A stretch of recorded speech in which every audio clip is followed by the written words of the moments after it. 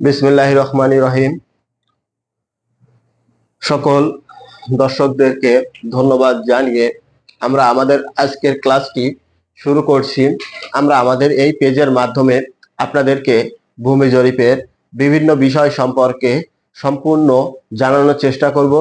আপনারা পর্যায়ক্রমে ধারাবাহিকভাবে এক একটা বিষয় সম্পর্কে জানতে পারবেন।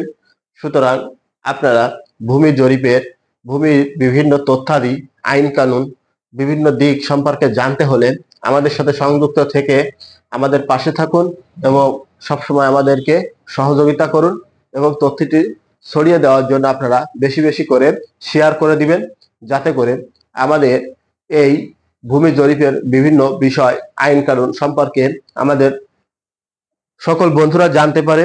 আমাদের সমাজে যেহেতু জরিপ সম্পর্ক বিষয়গুলো নিয়ে, ভূমি বিষয়গুলো নিয়ে ভূমির বিভিন্ন জটিলতার সৃষ্টি হয় এবং এই সকল সমস্যা দূরকরণের লক্ষ্যে আমরা কিছু তথ্য প্রদানের মাধ্যমে আপনাদেরকে জানানোর চেষ্টা করব এই সকল সমস্যা কিভাবে খুব সহজেই দূর করা যায়। সেই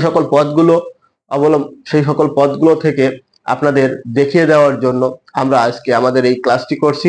সুতরাং আপনারা আমাদের সাথে থাকুন, পাশে থেকে আমাদের তথ্যগুলো আপনারা মনোযোগ সহকারে দেখতে থাকুন। তো বন্ধুরা, আমরা আজকে সর্বপ্রথম যে জিনিসটা সম্পর্কে জানবো সেটা হচ্ছে ভূমি। আসলে ভূমি কি, এটা সম্পর্কে আমাদের জানতে হবে। তো ভূমি সম্পর্কে আমাদের যদি জানতে হয়, আমরা এখানে শিখতে এসেছি ভূমি জরিপ বা ল্যান্ড সার্ভে। তো ভূমি জরিপ অবলিক ল্যান্ড সার্ভে, এটা সম্পর্কে আমরা জানবো। তো সর্বপ্রথম এখানে দেওয়া রয়েছে ভূমি। তো ভূমিটা আসলে কি, এটা সম্পর্কে আমরা জানবো। তো ভূমিটা কি? মানুষ যার দ্বারা তার দৈনন্দিন জীবনের প্রায় সবটুকুকেই পূরণ করতে সক্ষম, এখন তাকেই আমরা ভূমি বলি। তো মানুষ তার দৈনন্দিন জীবনে দেখা যায় ভূমি দ্বারাই অন্নের সন্ধান করে থাকে। যেহেতু অন্নটা আমরা ভূমিতে বিভিন্ন জায়গায় বিভিন্ন ফসল আদি চাষাবাদ করি, তার থেকে আমরা বিভিন্ন ফসল পাই, সেগুলোই আমরা খেয়ে থাকি। আমাদের বাসস্থানের জন্য আমরা এই ভূমির উপর ডিপেন্ডেন্ট, কারণ ভূমির উপরেই আমাদের আবাসস্থল নির্মাণ করে আমরা বসবাস করে আসছি। বাসস্থান মানুষের জীবনের সকল চাহিদা পূরণের জন্য বলা যায় যে এই ভূমির অবদান অনস্বীকার্য। সুতরাং আমরা নিঃসন্দেহে এক কথাই বলতে পারি, মানুষ তার দৈনন্দিন জীবনের অন্ন, বস্ত্র, বাসস্থান সহ যাবতীয় চাহিদাগুলো ভূমির দ্বারাই পূরণ করে থাকে। তো এখন ভূমি সম্পর্কে আমরা জানলাম। তো এখানে আমাদের ভূমির সাথে রয়েছে জরিপ। তাহলে এই জরিপটা আসলে কি, সেটাও আমাদেরকে ভিন্নভাবে আলাদাভাবে জানতে হবে। তো এখন আমরা জানবো এই ভূমি জরিপ সম্পর্কে আমরা জানবো, অর্থাৎ কোনো বিশেষ উদ্দেশ্যে কোনো নির্দিষ্ট স্থানের সম্পর্কে তথ্য সংগ্রহ করাকে। অর্থাৎ জরিপ করতে গেলে আমরা নির্দিষ্ট কোনো স্থানের নির্দিষ্ট কিছু বিষয়বলী সম্পর্কে তথ্য সংগ্রহ করব। এই তথ্য সংগ্রহ করাকেই বলা হচ্ছে জরিপ। এখন এটাকে যদি আমরা ভূগোলের ভাষায় বলতে চাই, তাহলে জরিপটা আসলে কি?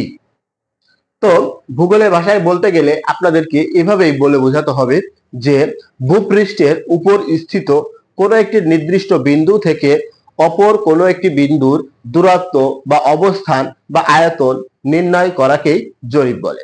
অর্থাৎ আমরা ধরে নিই যে জরিপ করতে গেলে এ একটি নির্দিষ্ট জায়গা, এই এ থেকে আমরা বি আরেকটা জায়গা রয়েছে, তো এ থেকে বি এর অবস্থান নির্ণয় করব। এ কে কেন্দ্র করে আমরা বি এর অবস্থানটা যে নির্ণয় করব, এই নির্ণয় করাকে বি এর যে তথ্যগুলো আমরা সংগ্রহ করব, এ থেকে বি পর্যন্ত যেতে গেলে যে তথ্যগুলো আমরা পাবো, এই যে তথ্যগুলো আমরা লিপিবদ্ধ করব, এটাই হচ্ছে জরিপ। অর্থাৎ এ থেকে বি পর্যন্ত যেতে আমাদের এখানে যে সকল তথ্যগুলো সংগ্রহ করে নিচ্ছি, এগুলোকে আমরা এক কথায় জরিপ বলতেছি। তো ভূগোলের ভাষায় বলতে গেলে কি হচ্ছে, ভূপৃষ্ঠের উপর স্থিত কোনো একটি নির্দিষ্ট বিন্দু থেকে অপর কোনো একটি নির্দিষ্ট বিন্দু বা বিন্দুর অবস্থান নির্ণয় করা বা আয়তন নির্ণয় করাকে আমরা জরিপ বলি। অর্থাৎ তাহলে ভূমি জরিপ বলতে কি বোঝায়? এক কথায় আমরা ভূমিকে আলাদা আলাদা ভাবে ডেফিনেশন আকারে জেনেছি, জরিপ সম্পর্কে আলাদা আলাদা ভাবে জেনেছি। তাহলে ভূমি জরিপ বা ল্যান্ড সার্ভে, অর্থাৎ ভূমি জরিপ কাকে বলে? ভূমি সম্পর্কে বিভিন্ন তথ্যাদি সংগ্রহ করে সেগুলোকে পর্যবেক্ষণ করে অবলোকন করে সমীক্ষার মাধ্যমে তথ্য উপাত্ত সংগ্রহ করে সুবিন্যস্তভাবে একত্রিত করে সেই তথ্যগুলো পর্যবেক্ষণ করাকেই ভূমি জরিপ বলে।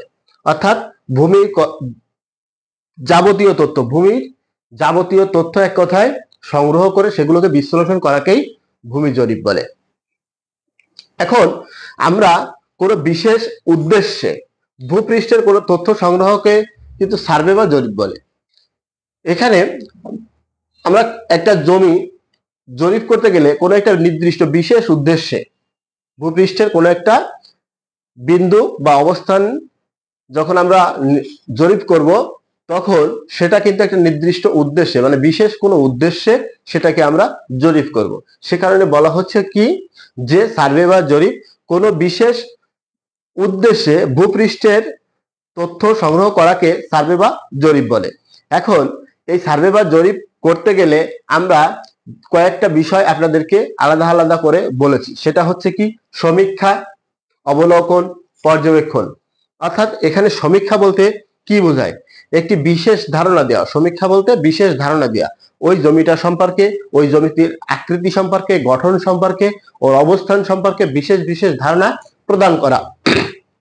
অবলোকন, চোখ দিয়ে দেখা, অর্থাৎ আমরা যে জমিটাতে পরিমাপ করতে গিয়েছি বিশেষ উদ্দেশ্যের জন্য, তাহলে ওই জমিটাকে কিন্তু আমরা গভীরভাবে পর্যবেক্ষণ করেছি আমাদের চোখ দিয়ে, কারণ আমরা ঘুরে ফিরে দেখেছি যে আসলে ওর আকার আকৃতি কেমন, ওটার গঠনটা কেমন, ওটা আসলে উর্বর জমি কিনা, বিভিন্ন গঠনতান্ত্রিক বিষয়, রাসায়নিক বিষয় ইত্যাদি ইত্যাদি আমরা বিচার বিশ্লেষণ করে ওই মাটির গঠন, ওই জমির আকৃতির গঠন, পেপারস অল এভরিথিং সবকিছু সম্পর্কে একটা সুনির্দিষ্ট ধারণা নিয়েছি এবং সেটাকেই উপস্থাপন করে একটি ছক আকারে আমরা প্রকাশ করাবো বা চেষ্টা করছি।